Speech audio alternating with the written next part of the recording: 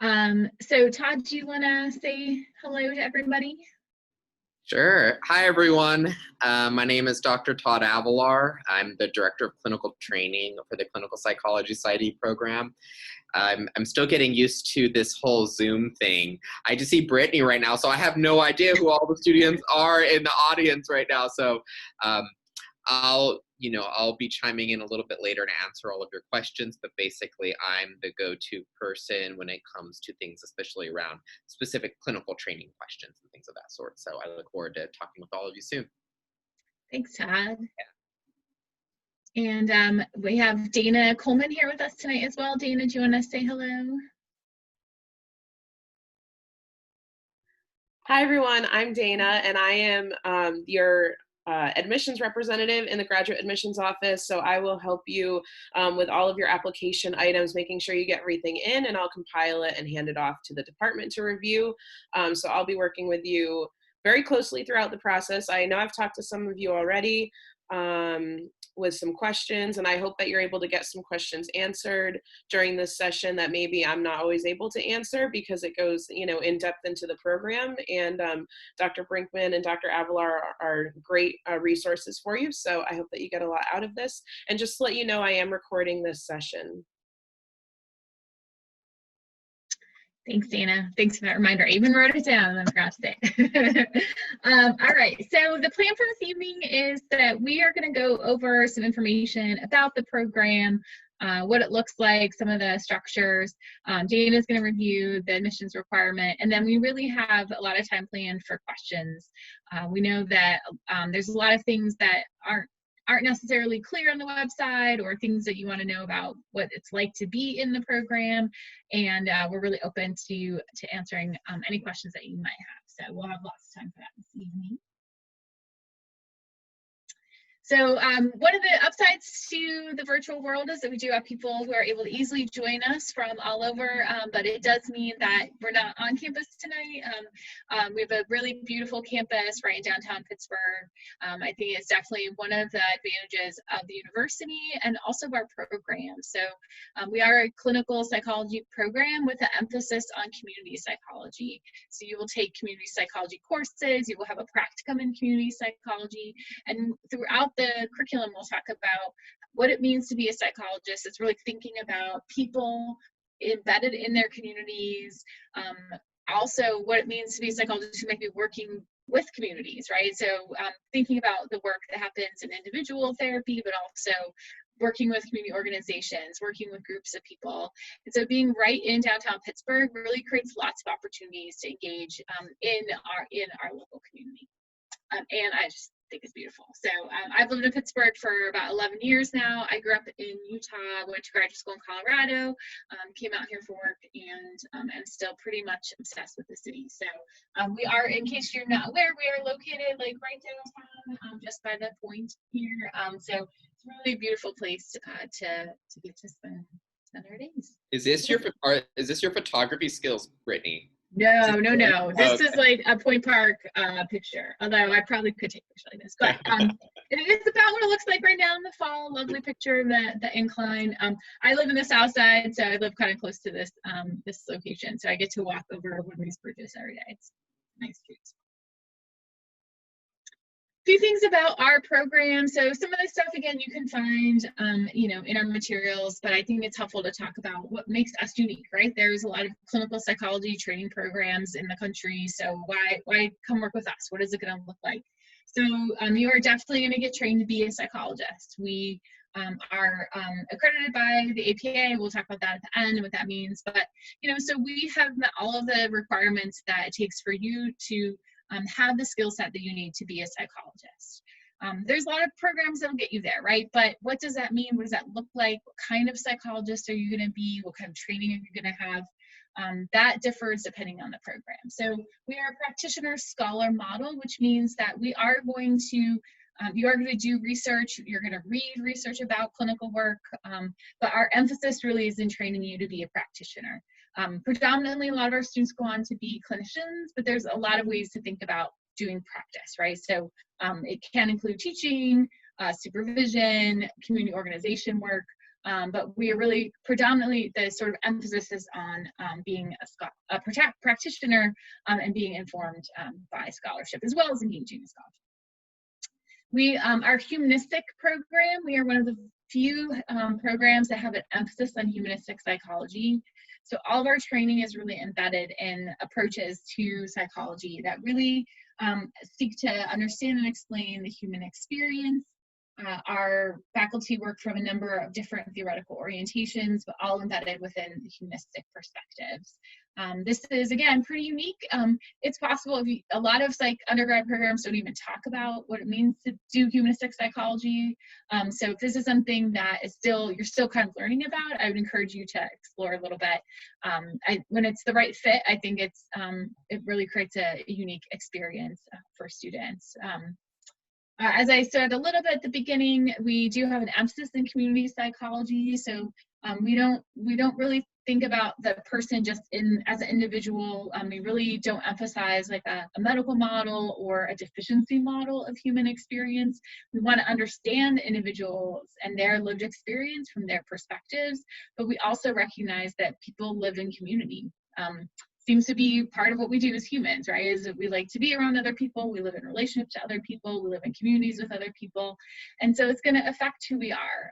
And so thinking about what are the social and cultural influences on our well-being, and again, like I said, that also includes really thinking about what does it mean to work with communities and not just look at individuals as sort of our focus.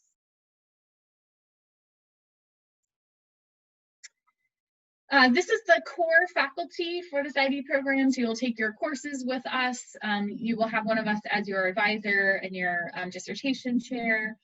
We have a range of clinical experiences. We've really worked with humans across the lifespan, children, adolescents, adults, in a variety of different settings, from college counseling centers and community mental health, inpatient settings. So we really bring that clinical expertise to the classroom. You get to see us talk about the work that we are doing. A number of us are currently doing clinical work, so we bring that experience into the room. We also, like I said, we do come from a variety of theoretical orientations, but all embedded within a humanistic perspective. So you will get the opportunity to get really in-depth training in theoretical orientations. This is not necessarily true of every clinical training program. Some clinical training programs don't have an identified theoretical orientation, or they really kind of train people from almost an atheoretical approach. So in our program, you get very specific training in theoretical approaches, including existential therapy, interpersonal therapy, feminist therapy, contemplative and Buddhist approaches. So again, within like a humanistic rubric, but you get really in-depth training in different areas. And then you get an opportunity to carve out what is your the orientation that fits best for you. We also have a lot of different research areas of research expertise, and Dr. Avalar does a lot of work with the LGBT community and has opportunities for research there. I do a lot of, I have a social justice psychology research team and lots of opportunities. I encourage you, if you haven't had a chance, to look at our faculty web pages. It talks a little bit about our areas of interest. How our program works: you apply to be a member of the program, not to work with a particular faculty member. We will match you with an advisor when you come in as a kind of just like a temporary somebody to support you through the transition. And then in your first year, you get to meet all the faculty, hear about our interests, hear about our advising styles, meet the other students, and then you will write a little bit about your research interests and who you best match up with. And then sort of midway through or toward the end of your first year, you'll get matched with one of us to be your permanent advisor and dissertation chair. You continue to work with all of us and get support mentoring from all of us, but you'll have one of us dedicated to you. So I encourage you to look at those again. If there's something you really, really want to do that none of us know anything about, you might want to reach out to us about that, but sort of see if you're finding that you have a lot of aligned interests with us, then that's really great. Our current students are amazing, not gonna lie, I love our students. We profile all of our students on our webpage, which is also not necessarily true of every program. We are a humanistic program, right? So we are going to treat you as human beings, right? We're not just going to say, go, treat your clients as people and then treat you not as humans. So we really work from developmental approach, thinking about each student's needs. There's, again, certain requirements everyone has to meet so that you can be a competent psychologist. But then within that, what is it that you love? What are you passionate about? What are the areas that you want to work on and grow in so that you can sit in a room with other people and hear them talk about their best moments and their hardest moments in life, right? So we really get to know you as people. We're going to give you a lot of feedback. Feedback's good and constructive. But it also means we get to have the pleasure of getting to know our students really well and seeing the ways that they shine. So there's information about our current students on the website. Kim is currently profiled on there. She actually was just profiled in a local newspaper here about some of her work on racial trauma that I just pushed out everywhere because it's so cool and I'm so proud of her. So I think this is another way to get a sense of who we are as a program, is to learn a little bit about the current students who are in the program. This is not like med school or law school. We are not trying to weed people out. We want every student that joins us to stay with us, be successful, and become the kind of psychologist that you want to be. So it's not a particularly kind of competitive environment. Students generally work really closely together. In addition to having forced group work, I think cohorts tend to really support each other and find ways to collaborate on different projects and get to know each other. Yeah, I encourage you to check out the website with some info about our students. All right, so some of the nitty-gritty about the program structure is a 90 credit program. It's 4 years of full-time daytime study at Point Park. So there are classes 2 or 3 days a week, pretty much all day, and then you will be working in external placements and practicum experiences other days of the week. You pretty much spend a lot of time with us. Even now, some of the students are on site for some of their experiences, with masks and social distancing, making sure it's safe. In a non-COVID year, we basically tell people, you just got to plan to be on campus, pretty much 5 days a week, all day, except if you're at your external site. So it is a full-time program. There's not really an option to do it any other way. It's a program that's intense and immersive so that you can really learn everything that you need to go out and be a successful psychologist. I've mentioned a little bit, and I know Todd would be happy to answer questions at the end about specifics about the clinical training. We do have a community practicum, which again is really unique to our program. So in addition to the clinical experiences, you will do a practicum experience that's thinking about community-based work that might be evaluation or consultation or assessment or research with community organizations. You have 2 practicum courses where you get training, really in-depth training in a clinical orientation, and then you get to practice using that orientation in our counseling center. You get really in-depth supervision. This, I think, is really a strength of our program, the amount and detail of and attention to your training as a clinician. There's an assessment clinic, so you'll take courses in assessment and then have opportunities to actually conduct assessments. And then we'll do at least 2 external placements in sites around the region. Sometimes students do a 3rd one, but you're required to do 2 external placements. We do have a comprehensive exam process. Most students will do that toward the end of their 2nd year in the program.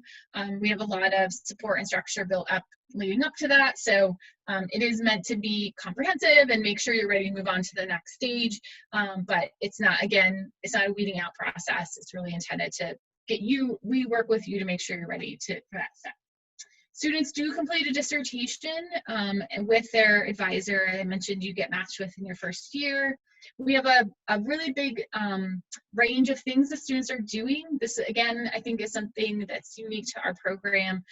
You can really carve out a project that is meaningful to you. And so students are using a whole range of methodologies. Students will do quantitative research projects, mixed methods, qualitative projects, theoretical projects, case studies, like there's just a whole range of things. And so you get to work really closely with your advisor to figure out like what is it that you are super interested in, and what is the unique contribution that you can make, right? So that's my sort of take with my students, is finding the thing that they are uniquely suited to do in a research project. We really support you too in making it something doable, right? So a completed dissertation is a good dissertation, right? We don't want you to hang around for 10 years dragging your feet to get some project done. So part of our job as advisors is to help you shape an interest area in a project into something that is like really manageable and gonna be something that you can do.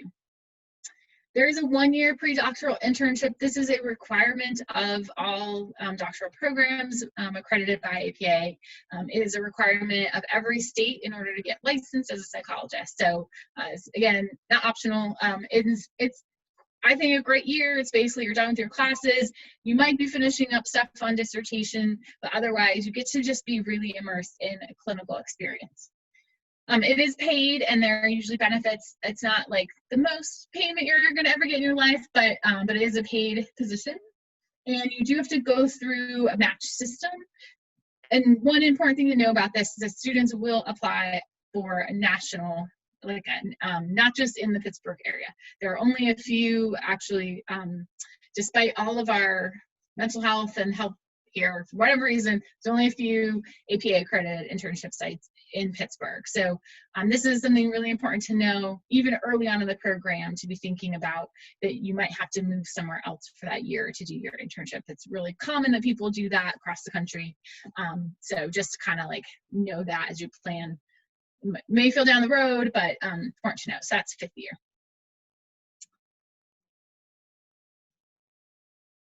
Funding sources, the majority of our students do take out student loans. And so there's some information that we can offer you on that, and information on the website. We do have part-time graduate assistantships. They come with half off your tuition for the fall and spring, and about $400 a month for fall and spring semester. And those are offered for students in the first year. And then there are usually opportunities for adjunct teaching. You do have to have a master's in psychology or a closely related area. If you don't come in with that, that's fine. When you complete your master's requirements in our program, then you can apply to teach. The graduate assistantship application is not like a separate process. So we actually consider every student who applies to the program, unless they say they're not interested in an assistantship, to same process. And we look at their materials and then decide who to offer assistantships for. So that's something you don't have to worry about, like doing some extra application for that. The APA accreditation, I have like the language here word for word. It's on our website as well. So we are accredited on contingency by the commission as of July 21st. So what this means is we were able to apply for accreditation right away in the program. Until we have students who've actually graduated, we can't. That's what the contingency means, is that like APA just requires that we'll do another sort of smaller review process once we have had students graduate from the program, so that they can say like, every step looks good. So yeah, I can field questions about that if people have some, as best as I can. Dana, do you want to talk a little bit about admissions? Yeah, absolutely. So we can go through all the requirements here. I have them up on the screen. That way you can read them. They're also posted on our website. You're on this session, so you probably have seen them before. But so the first one is completion of an undergraduate degree. So you need to have a bachelor's degree. Some students in our program have a master's, others don't. But you can apply to the program with a bachelor's degree, or, if you're close to completing your bachelor's degree. And then you'll need to submit your official transcript. So that's that part of it. You'll see here the GPA requirement, 3.25. A lot of our students have a lot higher of a GPA than that, although I don't really know the mean average there, but a lot of our students do have higher than a 3.25. Psychology background, strong academic background, references, things like that. If you'll go to the next slide. So you'll see here just more about the requirements of what you need to submit. So official transcripts, online application, of course. The first written description is an essay about your reasons for pursuing this program. So 2 to 3 pages, and you can email that to us. You can also upload it on your application when you fill out the online application, but you can definitely submit your online application without it. That way you can get your application in, and then you're working with me one-on-one throughout the admissions process. So I'm just gathering everything for you. It doesn't matter if it all comes at once or if it comes piecemeal, because it'll look like it all came together once I send it to the department. And then the second essay is your experiences related to working with or being part of an underrepresented group. So that should also be 2 to 3 pages. And then 3 letters of recommendation. You can you can enter your recommenders' names and email addresses on the application. They'll be sent an automated form that they can fill out. A lot of recommenders prefer to write their own letter. We like that. That's great. Some people prefer to fill out the form, whichever works for them. So you need to submit all of this. It all needs to be completed and submitted and on my desk by November 30th, which is a Monday. And then I will send it to the department. And the timeline from there, they take a couple weeks to read the applications, and then they will extend interview invitations in mid-December. So you'll find that out, and you'll have time to plan before the interview days, which happen in late January. And there will be 2 days for interviews. It'll be a Friday and a Monday, I think, that you'll have to choose from. And then once you come on campus to interview, you will possibly hear your decision as early as February, but we will continue making decisions as the semester goes along. So I think that covers admissions in a broad sense. And we will have time for a question and answer after. If you have questions for me about the admissions process, we can definitely go over those. Great, thanks, Dana. And I wanted to know, in terms of the interviews, we are figuring out what we're going to do this year. We will have some kind of virtual option. I think, hey, it'd be wonderful if we all think we can fly anywhere we want in January, but we're not going to just assume that. So we usually have an in-person process, and we'll have a virtual process. So don't worry about that, as that won't be a barrier. So I'm going to open it up to questions. I will go back over anything that I went over, or go into more depth on anything. There are no bad or stupid questions. If you have a question, somebody else might have it too, and you're just doing them a favor by asking first. So yeah, Mason, go ahead. Hey, yeah, thanks for the presentation so far. Yeah. I was curious because I'd be coming in with a master's degree, and so I'm just, given how it looks like the schedule's pretty packed for classes, what does it look like to be adjunct teaching and also, attending classes the first few years? Yeah, that's a great question. So we do allow a few classes to transfer in, but it's not going to make a big dent in terms of your time. So we have had students who adjunct teach right away, and students who have really loved teaching and then taught all of their years that they've been in the program. So I think a lot of our students actually end up teaching evening classes or online classes, because that works with our classes are daytime, and so having the evening undergraduate class or an online class has usually mapped up really well. And we work with you as the program faculty will review applications to teach and just sort of talk about where students are if they're meeting their requirements. And we really want to make sure that we're also, if we're you're kind of falling behind on everything, we don't want to set you up for getting too behind on the program.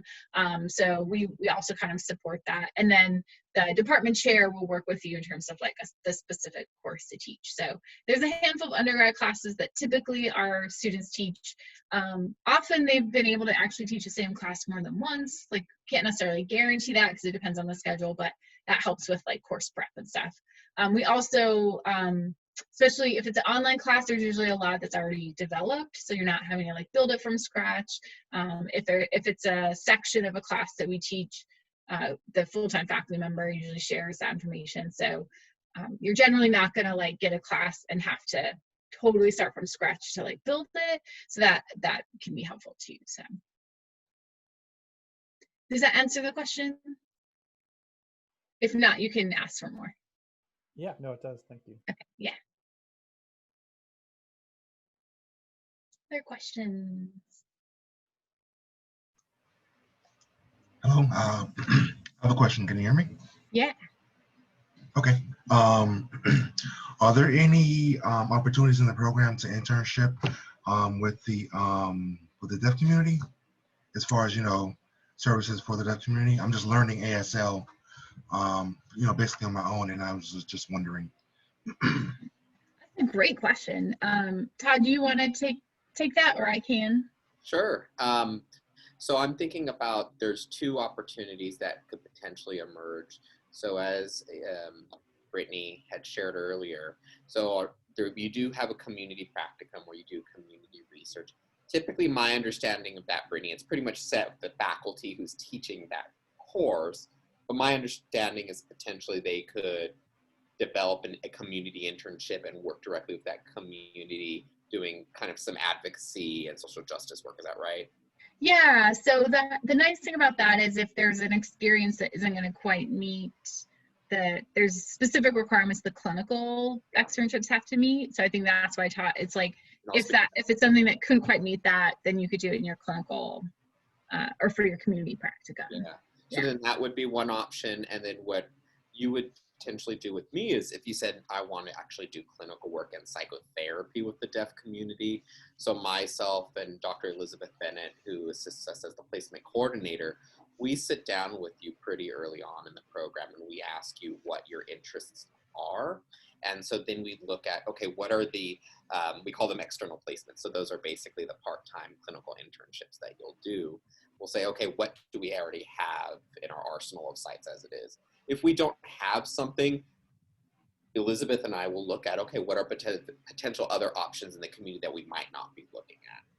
Part of the reason why I mentioned, for instance, this community practicum is for it to be a clinical placement, there's very specific requirements that we have to fill. So we make sure that you're getting, for instance, clinical hours that will be transferable to then that final internship year that you'll be doing later. And so if we can set something up for you that's formal, that would meet all of the psychotherapy experiences you need to, we're game for that. That would be great. And if not, then there's other more community research oriented type of work that you can do. So those, no one's shown interest in our program up until that point, but if you're the first person to do that, we'll look into that. Okay. Yeah. And Demetrius, yes. There is a school for the deaf here, so there would be potentially like a population that we could reach out to see if that'd be interesting. So. Okay, cool. Yeah. Yeah. Great. Thanks. Thanks for the info. Okay.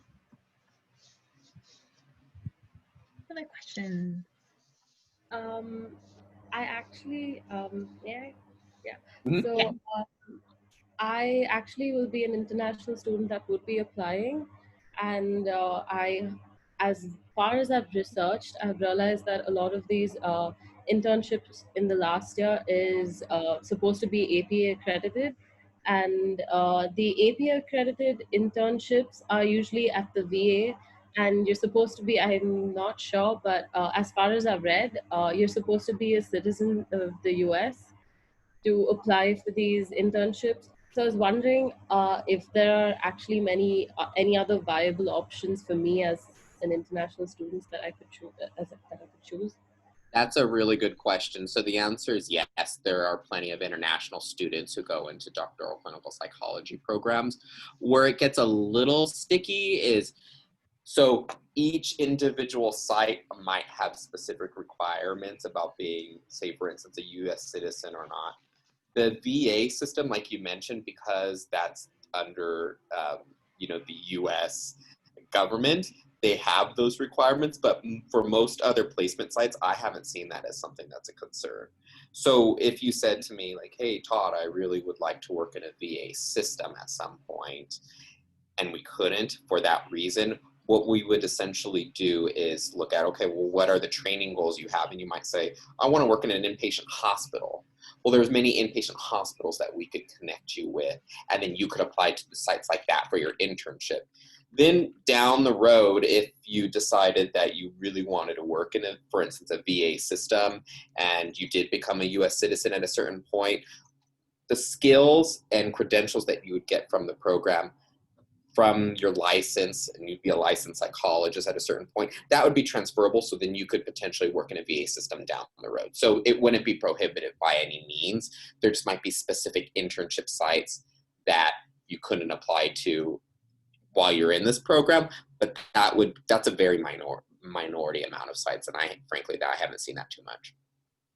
Yeah, and just want to clarify, lots of APA accredited. There's lots of APA accredited sites, not just VA. Yeah. I think all of our I don't think anyone in our faculty did a VA internship, and we all went to accredited sites. So yeah. That's a really good question.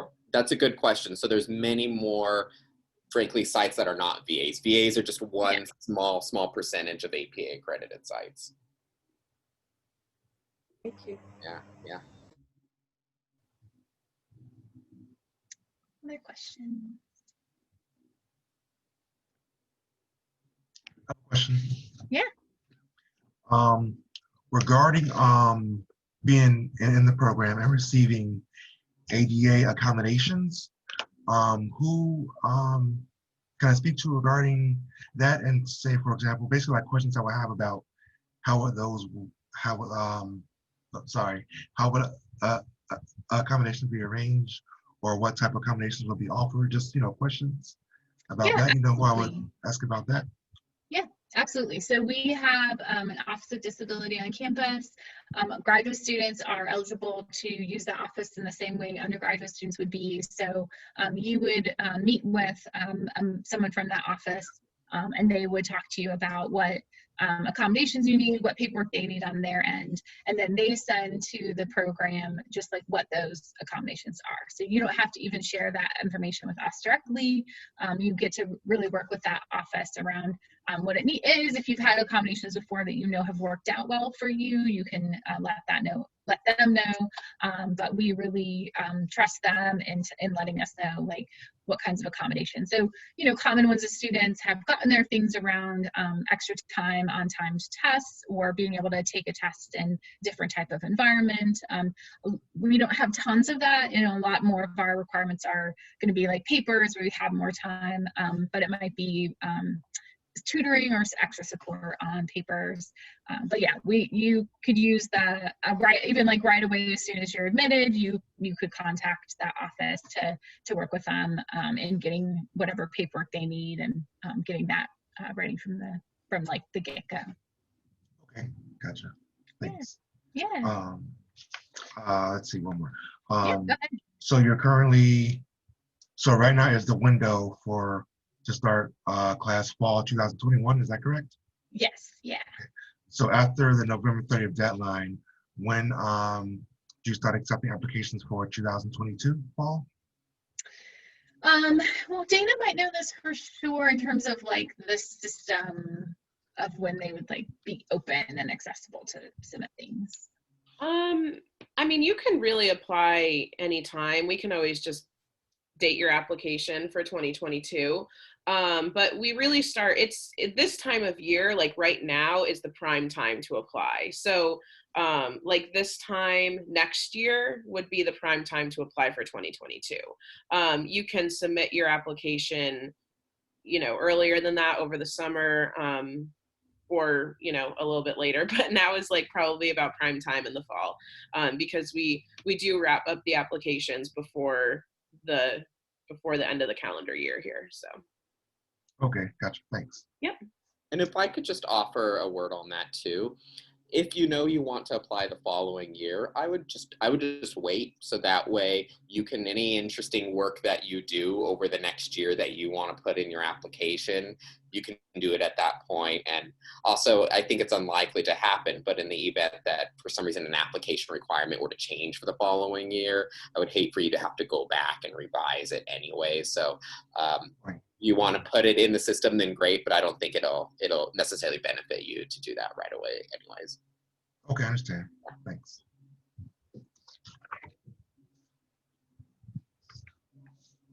Hi, everyone.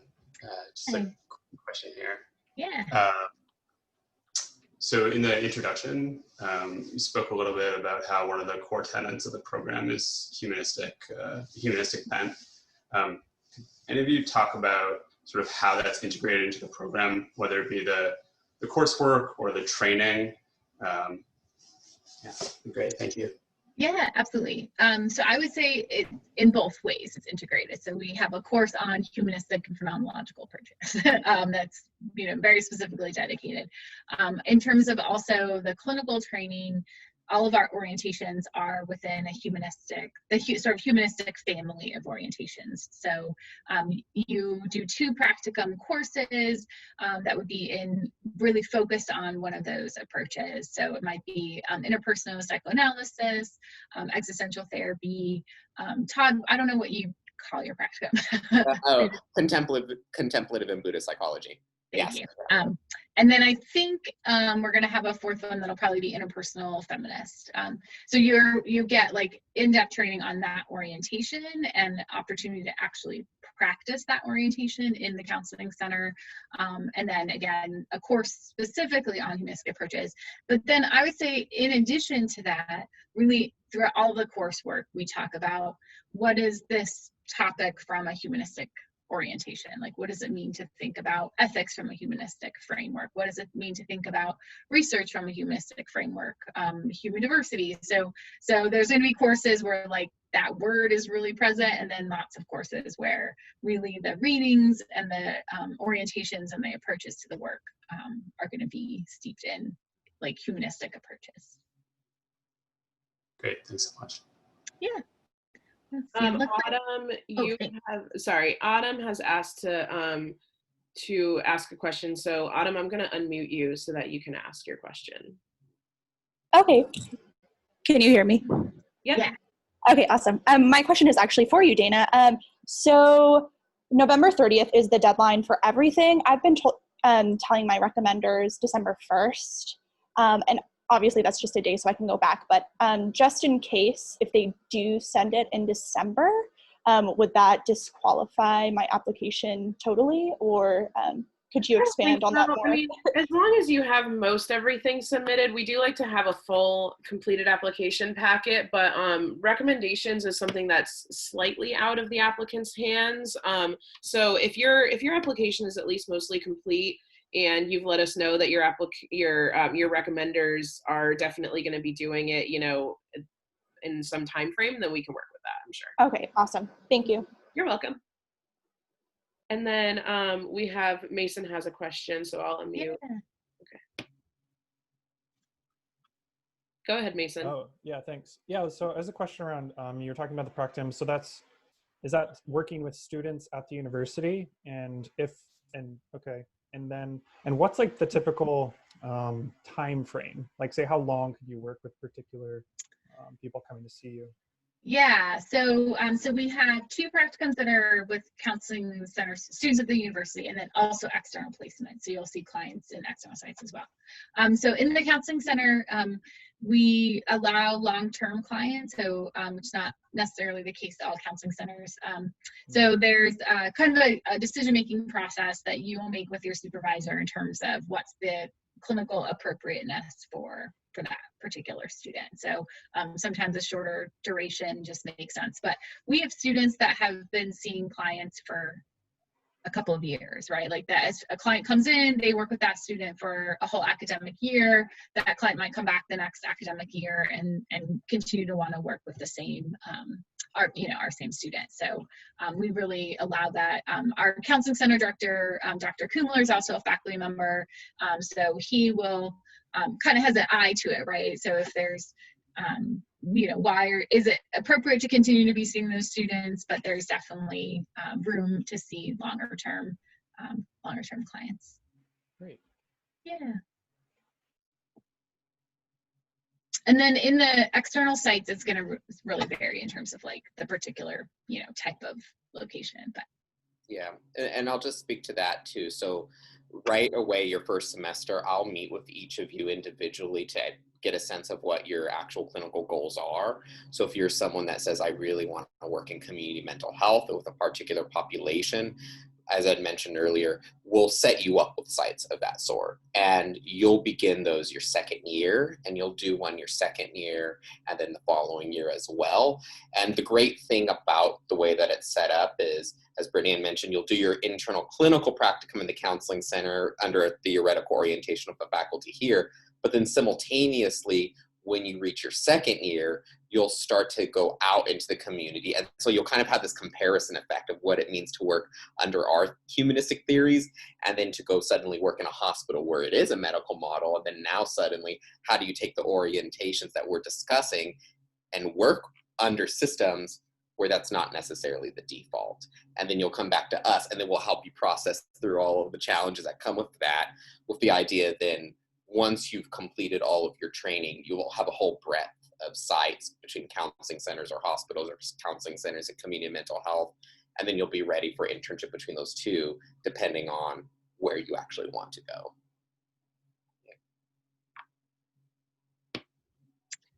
Matthew? You go ahead.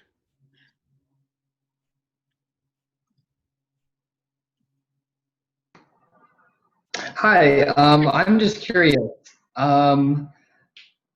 Based on COVID-19, are you guys expecting more or less applicants this year? That's an excellent question. I don't know. Dana, I don't know if you have a sense of what. I would say it's a little bit too early in the process for me to tell. We certainly don't have as many applications right now as we had last year, when we finished up the process, but there's still, the greater part of 2 months left of the application process. So it is a little bit hard to tell right now. Admissions everywhere is a little bit down, but I don't think psychology isn't going away. So I think that doesn't really mean anything when it comes to this type of program. So. Yeah, and also even just this year, our students who applied and were accepted into the program all came. So yeah, but we don't know. We'll find out. Thank you. I was just curious. Yeah, we're all curious, Matthew. We don't know. Really good question. Yeah. Raven, you have a question? Go ahead. Yeah, so I was wondering, one of my primary interests is working with individuals with co-occurring mental health and substance use issues. I was wondering if there is any kind of a focus or, emphasis on how to treat individuals with substance use disorders within this program. So that's a great question. I'll answer part of it, and then Todd, if you want to answer. We don't have a course on substance use in particular. Some programs do, but we certainly have training and thinking about all types of presenting concerns and issues. There is a placement site that's actually a dual diagnosis floor in one of the local hospitals. Yeah, Todd, what do you? Yeah, so I would say a couple things. So one is, there's not necessarily a specialty track within the program that would allow you to say, this is the direction I want to go. But you could customize your training in two ways. One is if that's an area of research that you're interested in, that's something that you can specialize around your comprehensive exams, doing research around what it means to provide mental health services to those communities. And so that's one way of doing it. And as Brittany had mentioned, through your external placements, she mentioned dual diagnosis unit through the Westman Psychiatric Institute over here at one of our local hospitals. But then, let's say you were a student here right now, you and I had that conversation, and I knew that, substance use issues is something that you wanted to work within. we have another placement that's literally drug and alcohol and substance use with that also is paired with an intensive outpatient psychotherapy experience that one of our sites are doing. So you're getting that training just more in vivo through your clinical work. And then you could bring that back here and talk about your experiences, and then it's a co-learning environment that we would do. So yeah, so that option is not possible. It's just something that you would have to kind of craft and we would work together on. Okay, thank you. Yeah. Yeah, and I would say one of our students who's out on internship now in their first cohort, that was kind of his area of interest as well, was substance use, and worked in some of those sites. And so I think certainly is a pathway, again, not a special, not like certain classes or a track, but a pathway that students have already carved out. Yeah. Brittany, can I say one thing that's just a little tangentially related? I know, Matthew, you had asked the question about COVID, and this is in terms of admissions, but one of the things I wanted to just note is your training might look a little different under these circumstances, your clinical training, but I have found that our students have been able, it hasn't prevented them from being able to do the work that we're doing. And the reason why that came into my mind right now is I was thinking about that placement, the drug and alcohol placement. Our student that's there is doing almost all of their work via telehealth right now. And so there are ways that we can also be creative in what your training looks like under these circumstances too.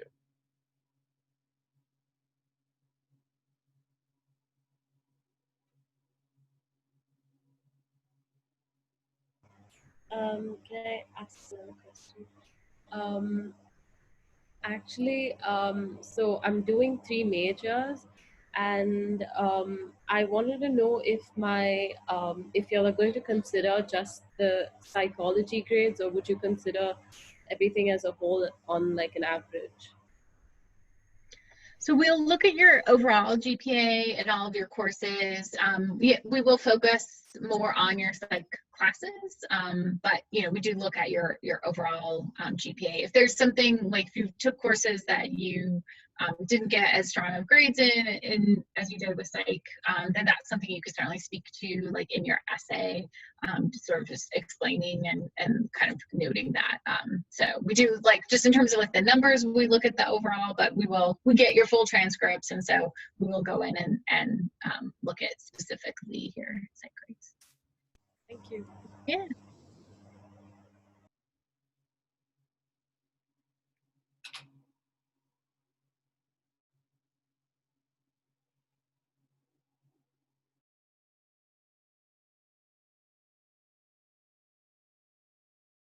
Juliet, you have your hand up, or is that from? Yes, sorry. Okay. Yeah, no, go ahead. Had a question. I know you stated about the partial or the part-time graduate assistant. So if someone wouldn't get that, would they be allowed to work part-time somewhere else or no? So students can work part-time. They can't work full-time, but they can work part-time. We do ask them to submit a letter to us, like if they are working part-time, just sort of letting us know, so that if for some reason that a student's struggling with their coursework or their grades, then we kind of have a sense of what's going on. There are a couple of other graduate assistantships on campus that our students could apply to, but more often I think students do like part-time work outside of the university. So okay, thank you. Yeah. Actually, in relation to that, I think when I do get my visa as an international student, I will not be allowed to work outside the university. So I wanted to know if there were other jobs that I could take within the university that were available. Yeah. Brittany, I can answer that if you would like. Yeah, thanks, Dana. Sure. So there are some jobs at the university that don't require students to have work study, and they're limited, but there are some jobs at the university. And the International Admissions Office, I don't know if you've been in touch with them yet, but the international, they're actually, it's International Student Services and Enrollment. So they actually work with you and help you with your visas and your I-20s and everything throughout the entire time that you're a student here at Point Park. And they can help you get in touch with the departments where you might be able to work on campus. Thank you. I was actually not aware of that, but thank you. Yeah, no problem.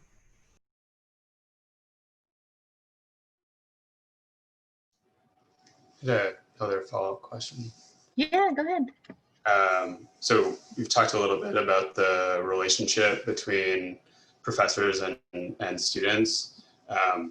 I'm curious what the cohort model looks like and how or if sort of students support each other in becoming better clinicians, and what are the forms which do that in this program, whether it be like in coursework or outside of coursework. That'd be great. Thank you.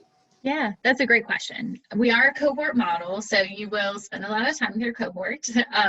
We do have, so embedded with that in coursework, there are often assignments where students will be inside to work together to do role plays and that kind of thing. I think one of the areas that's a formal way that we do this really well that I'm a big fan of is our case conference. So every week we have a case conference. First and second years are required to attend. Very often third and fourth years also attend. And some of those are used for like didactic experiences, but most of them are opportunities where a student actually presents on a case that they are seeing, talking about the orientation that they're using, talking about their experience, and then it's a case conference and their peers give them feedback and ask questions. All the faculty attend, and so we also offer feedback and ask questions. And I think those have been, again, they're weekly, right? So it's a really great opportunity, I think, where across cohorts happens as well, right? So you're going to be with your cohort a lot, but then those especially are opportunities where you get to hear feedback from people in the other cohorts as well. Todd, do you want to add anything else? Yeah. So I'll give two other examples that you'll be a part of in your first year. So the first is I actually have a mentorship model in place. So I pair second to third year students with each incoming individual. And so if you decided to come to us, probably 2 months before the semester, you'll get a shout out from one of the second or third years. They'll plan to meet with you. They'll talk about what it's like if you're not living in the Pittsburgh area already. The area, they'll give you the student perspective in terms of what it's like to be in our program. And they will be there as your formal kind of student mentor for as long as you need to throughout the program. The second area that for me that I'm really excited about is, so I teach a course in supervision and consultation, essentially a course that in your advanced years in the program, you'll learn how to be a supervisor to other students. But a part of that training is the students who are enrolled in that course offer peer supervision to mock therapy role plays that you'll be doing in my introductory clinical fundamentals class, which is like how to be a psychotherapist one-on-one. So you'll get supervision from me, you'll get supervision from a fourth or fifth year in the program, and you'll get to know each other really well in that. And frankly, by the time you'll hit your second or third year, you'll be like, I don't even want to talk to any other student in this program. But you'll get plenty of opportunities for that, clinical and academic and otherwise. Thank you. Yeah. And I'll say, I think the sort of evidence of that, the fourth years right now, many of them are done with their coursework and they're applying for internship, and they do, we don't make them do this, we didn't organize it, they do a weekly meeting where they're on Zoom and they're still getting together and they're talking through their applications for internship and their lives, and that they've sort of chosen to keep doing that even when they aren't required to, because they built those connections. So one thing too is that part of the humanistic training is that we really believe that you as a therapist are a person in the room with another person, and you're bringing yourself into the room. And so, we really ask you to be people in the space with us. And so some of the training is in like, who are you as a person? What are you bringing in? And so what that means, I think, is that your cohort gets to know you, right? And so there's times where, in a class cohort, sometimes people know each other and they, oh, you know this thing, and that's, oh yeah, yeah. Like there becomes this way in which people know each other and can give each other like really thoughtful and helpful and insightful feedback, because you know, we've really encouraged you to like show up as full people with each other and be able to support each other in that. So it's really neat as like a faculty member to watch, you know, the cohorts really support each other and sometimes like challenge, right? Like push people to grow and learn in like really like ways I think are really rooted in like support for each other and being really invested in each other.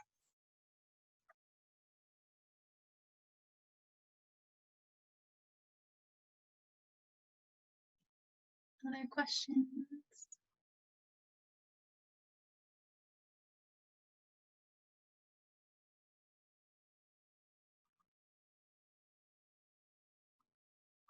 The very particular silence of Zoom. We'll give you guys a couple more minutes to think of any questions. You can feel free to type them or just pop in. Oh, Autumn, you have a question. Go ahead. Oh yeah, I guess I was just wondering, like, if you guys could explain like the average day, like if you want to be more like overview. I don't know. Yeah, absolutely. So it'll vary a little bit from year to year. So in your first year, you're going to be doing more classes. You will start seeing a few clients at the counseling center, but you'll be mostly in coursework. So the average day right now is a little bit different, right? Because we're doing a hybrid model for classes. So some things are in person with masks and social distancing. Some classes are happening over Zoom. But there are classes are 3 hours. Most classes are 3 hours long once a week. So Tuesdays and Thursdays pretty much are classes. 9:40 to 12:40 is a class block. 2:40 to 5:40 is a class block. So most years you'll have classes Tuesday and Thursday at those times, and then there's occasionally a Monday or Wednesday morning class. So those days are pretty course heavy. You're in class, but again, our classes are really applied. So you'll be doing lots of activities and discussions. And then if you have an assistantship, you would also be doing some hours at the counseling center, manning the front desk, doing paperwork, helping clients get situated in. And then when you start seeing clients, you build them into your schedule. So you might have a day that includes a class and seeing clients. And when you start moving into your external placements, you're typically doing like a couple of full days a week there. So your days might look really different, right? You might have a full day Monday at your external site, Tuesday on campus, in classes, meeting with with us and your peers, meeting with your advisor, and then Wednesday might be half and half, Thursday class, Friday out of your placement. So, but yeah, typically, again, we don't have like the evening from 2:40 to 5:40, but there's not night classes. So students are sometimes sticking around and occasionally seeing clients or doing group work together or teaching an undergraduate course. But it's yeah. Okay, awesome. Thanks. And just to, yeah, Todd, go ahead. Just to quickly add to that, and Brittany, I think you said everything, is we've tried really hard to design it in our course schedule in such a way that even though you have to be in a lot of different places, like you said, Brittany, if you're at a full day at a clinical placement, we're not expecting you to have to come back to campus and then go back to your placement. We've made it so that your set placement days, which are Monday, Friday, half day, Wednesday, will never have a class while you need to be on placement on those days. So you can just go and be full clinical world and then come back on other days. So we try to do that because we know it's difficult to get everything into this jigsaw puzzle. Awesome. Thanks. And with bridges in Pittsburgh, people can't be traveling around. I know, right? Once you're out, you're out. Once you're in, you're in. I'm from just so you know, I'm from California, and we drive 40 to 50 minutes everywhere. Especially I agree with this. California. I'm not from Pittsburgh either. I'm from Texas. That's how it is too. Yeah. Here, you go on a bridge. Oh no, I can't go anywhere. And I'm like, it's literally the road. There's nothing else. There's no traffic. Here it takes 20 minutes to get anywhere on a busy schedule. I don't understand. But I'm from India. Yeah. Oh, right. I take like at least an hour every day to travel to my college, to drive to college. Oh gosh. It's bad. Wow. That won't be the case here. Everyone here will be a whiner compared to you. I guess I have I another walk to work question. every day, so I just ditch that whole driving commute thing. Yeah, you just walk across the way. I do. That's awesome. Yeah. I have another question, I guess, about commuting. Yeah. Do a lot of people drive, and like, is it usually okay to find parking? Do you get, I guess if we have our school ID, like the bus is free, correct? Or I'm not sure. Dana, do you know? The bus, no. Currently the Port Authority is not working with Point Park. Okay. We're not big enough for something for them. I don't know. Okay. But currently the Port Authority is not working with us. But the bus is $2.50 each way, so it's not too bad. I would say most students probably take the bus around. Parking downtown is not very wallet friendly for doctoral students, I would say, but or they might live close enough to walk. I don't know if Brittany or Todd, if one of you has Yeah. So I would say actually a lot of our students drive, but they don't park. They know all the good places to park. So we will definitely connect you with students. I think actually it's a really good thing to talk to, especially if you're not in Pittsburgh, to talk to current students, because it is a particular kind of place in terms of like the neighborhoods and where people live. And our students live like a lot of range of things. A lot of them park in a place where they can like, it's cheaper and they can cross over. All the buses do go downtown, so that's helpful. But yeah, I think that it is a thing actually students kind of bond over, is figuring out like how to, you know, how they're going to get into town, and where to live. And some students are already here or have families and are sort of well situated. Bye, Nicholas. Thank you. And then other people, you know, are moving here for school and, you know, trying to figure out where to live. So I think part of what Todd was saying about even like you'll get matched with a mentor, but even earlier than that, do you want to talk to students about like, where do people live and what would you recommend, or what are the advantages of this place versus that place? I think our students are really happy to like talk about that. So yeah. Okay, awesome. Thanks. Demetrius, did you have a question?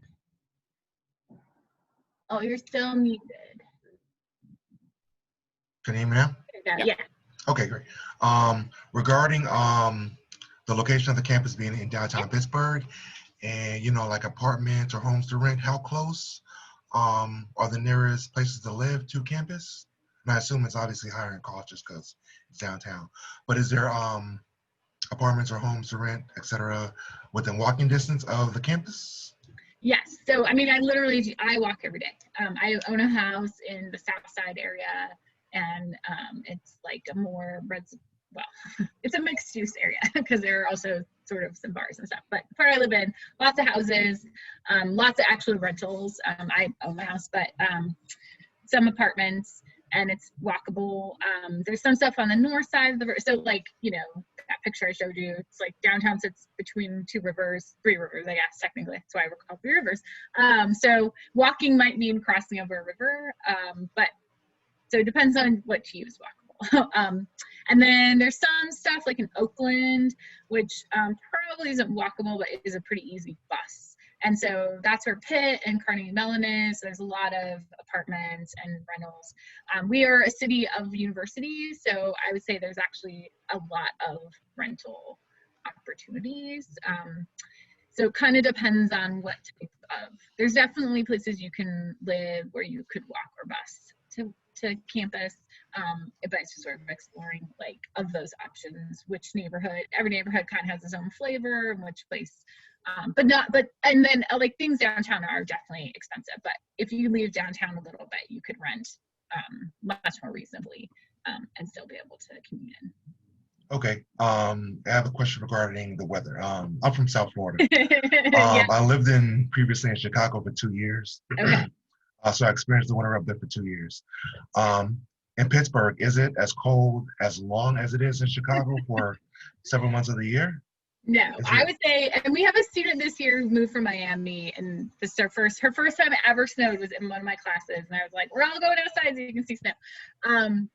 No, and I went to an internship in Savannah, so, I know, yeah, Chicago weather. No, it can get cold here in the winter. I think it's gray more. Like that's our biggest like gripe about the winter here, I think, is that we don't get a lot of sunshine. So it can get kind of gray. It can be cold. I'm from Utah, and Colorado. So to me, we don't get much snow. To Florida, there's snow. But yeah, it's more, I think the lack of sunshine is what kind of gets to people. But Okay. I would totally have you talk to Annie if you decide to come, and she can tell you how she has coped with moving from Miami to Pittsburgh. Yeah. Thanks. Yeah. Matthew, do you have a question? I was just gonna add about parking. So I am living situation. So I actually live like right out that window is the PPG Paints Arena. So I actually live on Fifth Avenue. So housing, it really just depends on the cost you're looking for, depending how close you want to get downtown, and if you have roommates or not. But which I do, which is why I'm able to live so close. But about parking, so I work downtown. So I get a free parking pass where I work because I'm a district manager. And parking really just depends on the time of day and the day of week. It really does, because I literally park in a different location every time I go downtown, because sometimes it's cheaper to park on the street, sometimes it's cheaper in the garage. It really just depends on where you're at, what time of day it is, and what day of the week it is. But I just wanted to add that. Thanks. Yeah, I love that. I think that's, is like, I think getting like hearing from how people make it work, and my experience of our students, I think my experience at Pittsburgh is people are happy to like share how to get around, because it's easy to get a little bit lost here, and just to like be really supportive about that. So those are like really important questions about like how to manage your life, and definitely appropriate to ask us and ask the students like what they're doing. And I'm sure you'll get like some super great secret tips that none of us know about, and you should tell us so that we know. I have another question. Yeah. So the 3 semesters, fall, summer, spring, how much time in between semesters are off? Is it like 2 weeks, then you start right back? Or what's that time frame in between each semester look like? Yeah, it's a great question. So typically fall to spring, there's like a winter break. It's probably usually 3 or sometimes 4 weeks, kind of depends on like when it's built around the Christmas holiday. So it's a little depends on when Christmas falls and when the New Year falls. And then spring to summer, we usually get out early in like late April, like earlier than a lot of universities in the spring.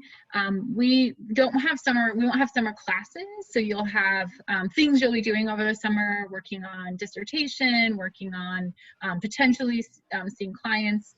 So then there will be like, but there won't be formal classes in the summer. So. Okay.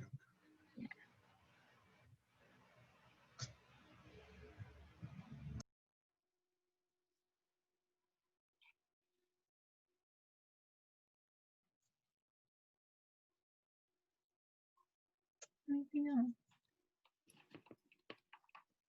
I just had a question about how the counseling center is working right now. I know one of you mentioned how someone on their externship or external one was doing it remotely. I just wasn't sure how the counseling center was doing it. So Todd, do you want to talk about that? Oh, sure. Yeah, so as of right now, in terms of the Point Park University Counseling Center, we are defaulting to in-person sessions. Socially distanced, our rooms are large enough to do that, and masked. That said, many of our student clients, they have the option of opting to do telehealth. And so many of our clinicians are seeing some people in person, some people through telehealth. That said, as of right now, those students who are in the counseling center, frankly, and I was actually surprised, they all want to be here in person. None of them want to do it that I've spoken with much over telehealth. If you said, hey, for safety reasons and health reasons, I would really like to see clients through telehealth, that could be an option. That might mean you come in to the building and you do telehealth isolated in an office, but that certainly would be an option too. And as I'm speaking out loud right now, I'm thinking you all would come in fall of 2020. So I'm also just hoping that's not, by then, it'll be a moot issue. The short of it is it's possible to do telehealth in the UCC, just no one has really opted too much to do that here. And Okay, thank you. I'll add that I agree. Hopefully we'll be back to closer to normal. And I think actually one of the advantages that's happened is that we're training our students in telehealth, right? Which we would not have done before. And so we've all of our students have done like online trainings, we've done in-person trainings. I teach the ethics class in the first year. We were talking about ethics and telehealth. We have like, so I think, I've been telling our students, we didn't expect to be training you in telehealth and you didn't expect to be learning telehealth, but this is the thing you're gonna know now because it's what we need to do. And so I think some of that will probably continue because I think all of the world's going to continue to do some telework because we can now.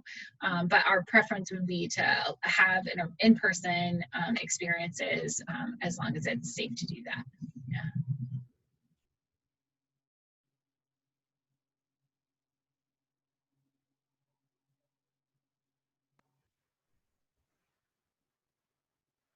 Another question. Yeah, go ahead. Raven, right? Yeah, so what sort of, I guess, guidance is given to students for their doctoral dissertation in terms of like mentoring for choosing a topic of, or refining the question? Yeah, that's a great question. So even in your first year, we will encourage you to be thinking about your interests and how they might align with one of us. And then you'll write a little bit about your interests and then kind of rank who you would want to work with, and then we'll match you with an advisor. And then we actually have formal coursework, maybe not coursework, but like credits that you'll do dissertation reading, where you will develop a list of readings and work with your advisor to be exploring your interest areas and preparing for your comprehensive exam. So that there's a lot of really formal guidance in that. We all do it a little bit differently, but it includes fairly regular meetings with your chair to be exploring that topic and helping kind of steer you. Have you looked at this? Have you looked at that? And then you do comprehensive exams first. There's two parts to it. One part is on your clinical orientation, and the other part is content that's going to be related to your dissertation. After you do that, you actually do your dissertation proposal. So there's a lot of support. We aren't going to tell you what question to do or what topic to do or not to do. We will kind of let you know if there's ideas that are outside the realm of feasibility, or sort of help support you in kind of finding a topic that you care about that can be like a feasible project given where you're at and what you're doing. So very supportive. Generally, sometimes people are doing things related to us, but it's not like some PhD programs where you work for a person and you are in their lab and you have to do their topic. It's not like that at all. If you're doing something that none of us know anything about, we're probably going to say like, no, we can't help you if we don't know anything about it. So you can't be so far out of our realm of expertise, but you're not going to be forced to like work for us on our projects. You'll be invited to. We've definitely, Todd and I both have students that are working on projects with us because they want to. I have 2 students right now who are getting their first co-authored paper that we're working on getting published. So there's opportunities to do that, but it's not, some PhD programs like force you to do other people's faculty members' work. We will not do that. Okay, thank you. Yeah.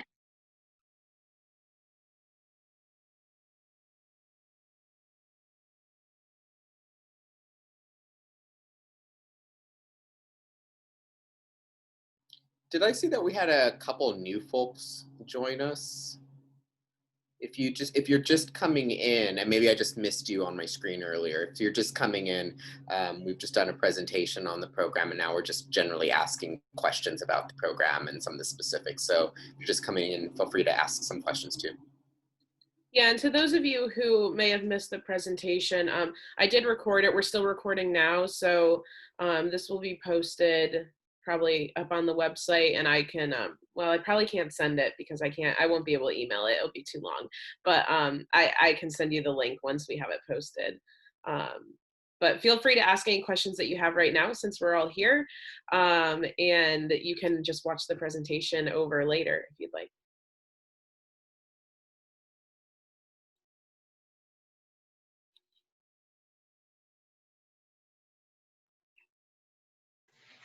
I've got another question. Yeah, go ahead. So, given that the program is currently, applying for accreditation, is there any sort of contingency planning for if it wasn't to be accredited when it comes up for accreditation? So we are accredited on contingency, which only means that we're not in the process of applying. That just means that a program, we applied as early as you're possibly allowed to because we're a newer program. Because we don't have students who've graduated yet, we aren't considered accredited fully. So that accreditation will happen once our first students graduate. So, hypothetically, they could at that point then not accredit us, but just like any program that's accredited, once they go up for reaccreditation, they could become unaccredited. So we have the same sort of security that any accredited program has because they're, you're only accredited for a certain period of time. So, so in terms of like contingency planning, there's not a particular plan. We have every confidence that our will be accredited in full at that point. And we have a consultant that we've worked with. We got really great feedback. I worked for a different doctoral program before this that went up for accreditation. Our process here, we got even less feedback. It was really positive. There were very few things that in our accreditation process that were suggested that we do. So we are fully, right now, we are accredited. It's strong. So yeah. Okay, thank you. Yeah.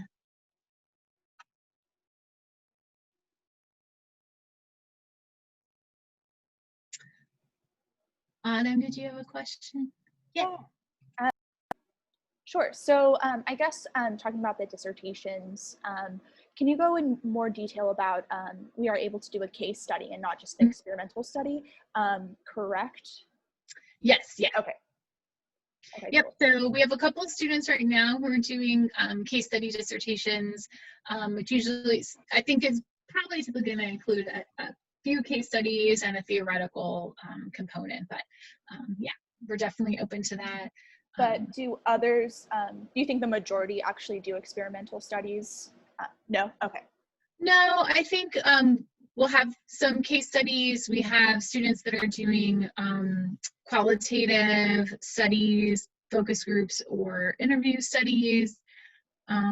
We'll probably have students doing some mixed methods. Frankly, I don't think we're gonna have students do experimental studies. Okay. That will be more rare. But interviews, qualitative studies, mixed method studies, theoretical papers, and case studies will be probably more common. Awesome. Yeah. I guess that makes sense yeah. Because more PhD studies are longer and when you have to recruit 200 participants. Awesome. Thank you so much.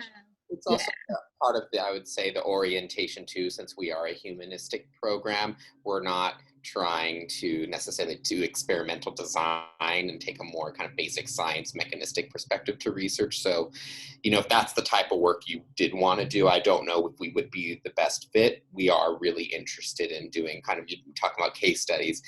Brittany mentioned that we have a phenomenological humanistic design course. And so, Brittany does, I think you're probably, a mixed method oriented, but there's still always going to be a qualitative perspective in almost any of the research projects you do here. So if that feels like a good fit, then that's what we would want. It does, definitely. Thank you. Yeah. And I would say, I think we might have students do something that's more, I teach also the quantitative class. A more quantitative approach would be likely if they're doing something in a community engaged way, that's program development or program evaluation, something that for a community organization that they have a question that a quantitative approach is going to be helpful with. So in that way they might do, but it probably wouldn't be a 200 N kind of thing, right? But they might use a quantitative piece to help a community organization. Like a couple of students have done a survey with me with Black girls and their experiences of sexual harassment, and it was mixed methods too, but yeah.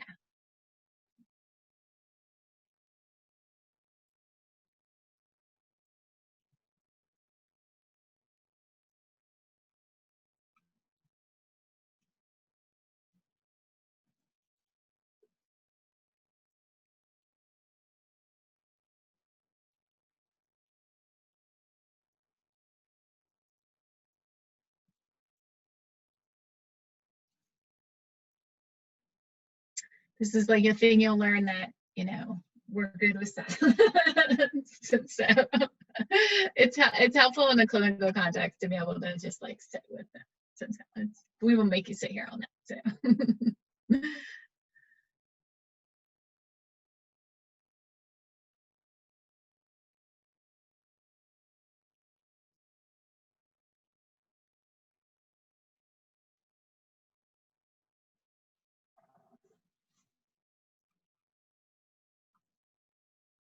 Great. Well, it's been really great chatting with you all. And please feel free to reach out to me or Dana if you have questions. Certainly if you have questions about the process, Dana is probably going to be more helpful. And she can always connect you to me if there's a question that she feels like I could better answer. But yeah. Yeah, thank you everyone for joining. I hope to see your application soon. Like I said, this is prime time to apply. You're not too late, you're not too early. It's just the right time. So go ahead and get started on your applications. If you have any questions about your applications, contact me. And yeah, if you have any program related questions, academic related questions that come up later, I can connect you with Brittany, or you can contact her yourself. So we're really looking forward to seeing everything that you're submitting. And thank you for joining us tonight. Thanks everybody. It was nice to meet you over Zoom. Take care. Thank you. Bye. Bye.